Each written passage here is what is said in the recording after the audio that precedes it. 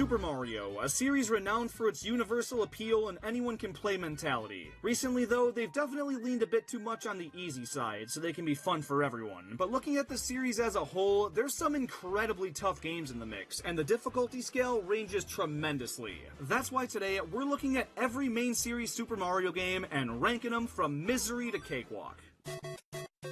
The original Super Mario Bros. Was the first ever 2D platformer, so being the game to introduce gamers worldwide to a new genre, you'd think it'd be pretty easy, right? Wrong! This game is not afraid to pick things up, and Game Over sending you all the way back to the beginning of the game on original hardware made it punishing as hell. Even if you cheat and skip to World 8, you've still got to deal with 4 gauntlets, and that end castle also being a maze makes it 10 times more annoying and twice as hard. Trying to beat this game as the developers intended is no easy task, and I'd say it's overall a good challenge, even 40 years later. This one's the easiest placement in the entire video. I don't think it needs much explanation, but it's the most rage-inducing and unfair game in the Mario series. It bullies you, misleads you, hides the way to go from you, and does whatever it possibly can to make the experience less enjoyable. That's locked up in top-tier difficulty. Compared to the Mario 2 Japan got, this game's cake, but on its own, it's pretty in the middle. It's not mind-numbingly easy, but I wouldn't call it hard. Having 4 character options and one that lets you float makes platforming a lot easier, and the warps to skip chunks of the game don't help with that. The bosses might be a little harder than previous games, but it's not by much. I'd say it's kinda easy, especially compared to the other Mario games on NES. Being the first handheld Mario game, Super Mario Land is a very watered-down experience. Being made for the Game Boy and its lousy, barely visible screen, they had to make the player and the obstacles a lot bigger, which made the level design potential a lot more mundane. Now, the physics feel a bit off compared to other games, which can artificially make it more challenging, but being like a 30-minute playthrough makes it a tough case for anything higher than cakewalk tier. Mario 3 was such a foundational game for this series. It used the same hardware as this and gave us all of this. This game took what Mario Bros. Established structurally and created the foundation that almost every 2D platformer from that point on would copy. Level themes, world maps, power-ups, it's all here and better than ever, and it handles difficulty progression better than most games in the series. By World 5 or 6, you'll be dying quite a bit, and World 8 with all the airship levels bombarded with cannonballs and random spaces that grab you before the actual world begins is sure to cost even the most seasoned of Mario players a good handful of lives. It's not quite misery tier because it's a very fair and just straight up well-designed obstacle course, so good challenge it is. Mario World is about the same as Mario 3, I'd say. Great level design and featured power-ups that make platforming easier. The final stretch here is a lot less difficult though, but there's a couple points throughout the game where you have to find a hidden route to progress, and that makes the playthrough harder for no good reason, especially if there was no internet. It does a nice job challenging the player and doesn't overdo it with the BS, so this tier works pretty great.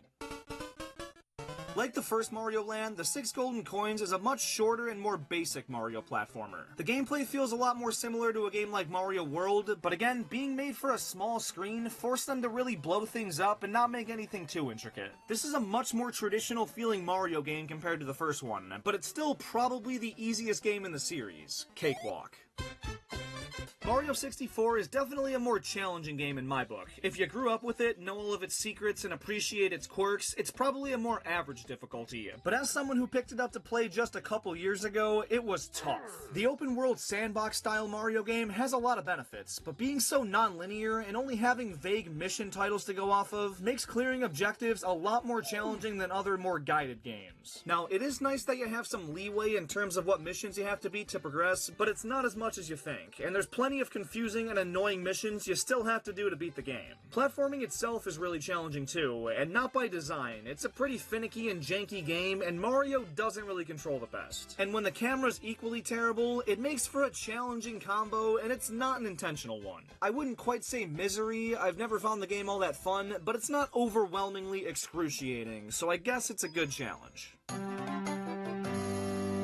Despite taking place in a really chill and relaxing vacation spot, this game is anything but a walk in the park. Challenges are broken up the same way as they are in 64. Each area has a variety of different missions and isn't an A to B linear platforming level. So what do you do instead? Basically a bunch of chores that aren't all that fun. Sometimes the objectives are very vague and hard to find, and other times they're tedious and time-consuming just for the sake of it. I prefer difficulty with well-designed platforming sections that require absolute mastery of mechanics, and this game doesn't do any of that. Flood really takes away that sort of challenge, but they do take him away for more explicit platforming moments, and it's a nice concept, but really not great in execution. This game is jank, and Flood helps to counter a lot of that, so when the game tries to flex its platforming muscles, you'll realize it skipped a couple too many workouts. And the worst part, if there's a mission you just cannot figure out, you can't beat the game. You have to beat 7 episodes in every single location, and there's no leeway like other collectathon games, and that can make it a tough playthrough. That's the main reason I'd consider it hard. Weird objectives, bullshit, and no flexibility, so it takes it from a good challenge to honestly misery. Now, I don't want to exclusively shit on this game because I'm super nostalgic for it. The world building is stellar, and there's a nuance to it that I quite enjoy, but compared to other Mario games, it's hard for all the wrong reasons, and I gotta be honest about it. 64DS is mostly the same as the original game, but now everything feels a bit more polished, the added playable characters give you more moveset options that make certain levels easier, and the added missions give you more flexibility as to what you want to complete, and force you to do a lot less nonsense. The control scheme isn't ideal, but it's not a deal breaker, and is still very usable once you adjust to it. I mean, it's still more comfortable than this frickin' thing. I'll say it's a tier easier than the original. It cleans up a lot of the annoyances, but still offers the same core level structures. Mario Bros. DS was the first 2D Mario game in over a decade, so they wanted to bring Mario into the modern era on a console that everyone and their grandma had, and to best accomplish that, they compromised on difficulty. That's okay, it's a really fun game and sets a strong foundation for future 2D Marios, and I mean, it's for a handheld, so you know, you'll be playing it on the bus, so maybe you don't want something too challenging. The final world has some harder moments, but nothing close to the final act in these other games, so realistically, it's a cakewalk. Super Mario Galaxy is one of my favorite Mario games. It was the first 3D Mario I ever played, the worlds are so immersive and fun, and the vibes were A++. It was a great starting point for the series for me, which yes, means it was pretty easy. The minimum requirements to beat the game are fairly generous, all the objectives are clear and well designed, and progression feels very natural and satisfying. The final level was pretty intimidating as a kid, but it was more than doable and the hardest part about the game. Now, there's all these extra challenge comets you have to beat to 100% the game, which I've done by the way, but those aren't insanely difficult either, and since they're only there for completionists, it wouldn't change the ranking much anyway. It's kinda easy. Worlds 1 through 7 in this game are some of the easiest Mario levels in history, but Worlds 8 and 9 really pick things up. The final battle against Bowser is one of the best in the series. It's platforming for a boss fight, literally the perfect finale for a Mario game, and the world that leads up to this moment has some pretty tough moments too. Nowhere near something like Mario Bros. 3, but it's not bad. World 9 though is a very challenging set of levels. It is just bonus content and you have to collect all star coins in each world to unlock the levels, but they deserve some credit because they're entirely unique stages that incorporate some tough new gimmicks. 9-7 particularly, where it's all slippery ice and fire piranha plants that are melting the ground beneath you, it's one of the harder 2D Mario levels, and that's one of many in this world. I would say a good challenge, but since it's bonus content, I'll just say it has its moments.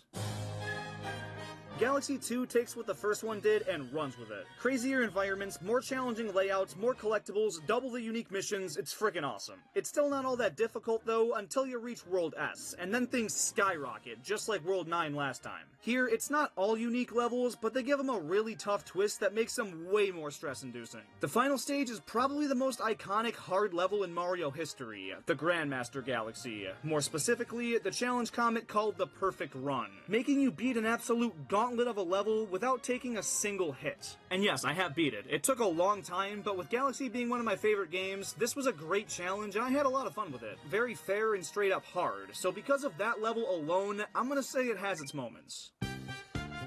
Like the other handheld Mario games, 3D Land doesn't exactly try to challenge the player. It's a fun time and the 3D effects are pretty cool, but the main game is one of the easiest playthroughs in the series, and the only thing saving it from cakewalk tier is the post-game content. None of it's all that original, but they remixed previous level concepts with more enemies, spikes, and contraptions, and it certainly required a bit more attentiveness, so I guess I'll give it kinda easy tier.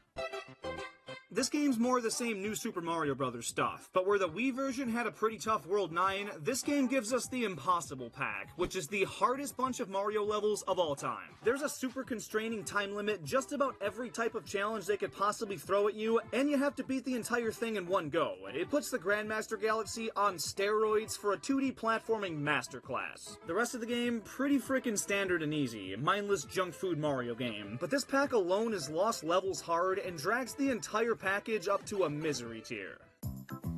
Just like the Wii version, the main game here is easy as piss, but Superstar Road is just as, if not harder than World 9, because you get the Firebar Pandemonium level and the Pendulum Castle, two really creative and challenging levels. They're no impossible pack, so it can't carry this one too high up, but it certainly has its moments.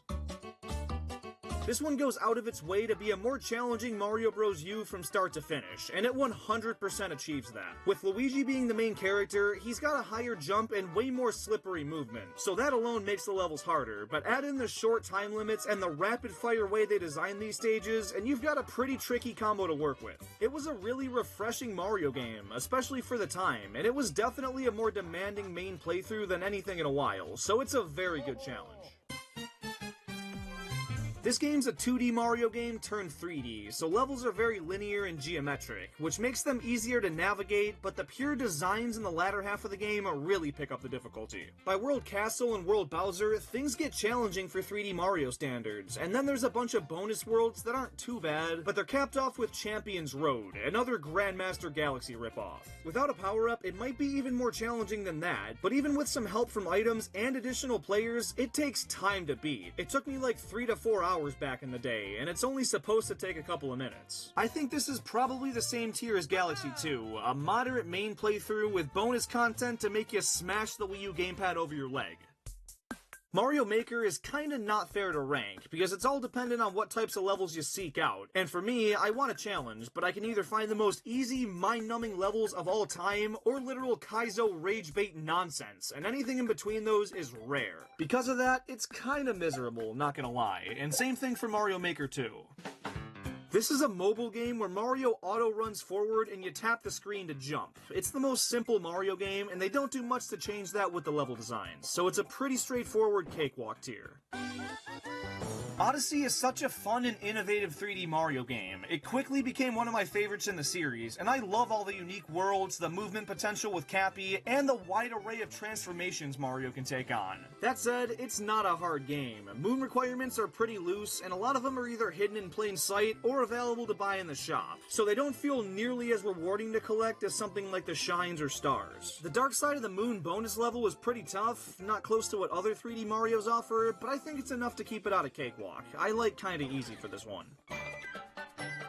Despite looking like a super menacing and challenging game on the outside, Bowser's Fury is probably the easiest 3D Mario game, and not even because of how short it is. There's no life system, plenty of power-ups, you can have Bowser Jr. fight enemies for you, all the platforming challenges are pretty chill, and even fighting the big baddie himself either requires you to just hide behind something, or levels out the playing field entirely and makes him more than manageable. I 100%ed it in a couple hours, and don't remember being stuck at any point in the game, so it's gotta go down in cakewalk.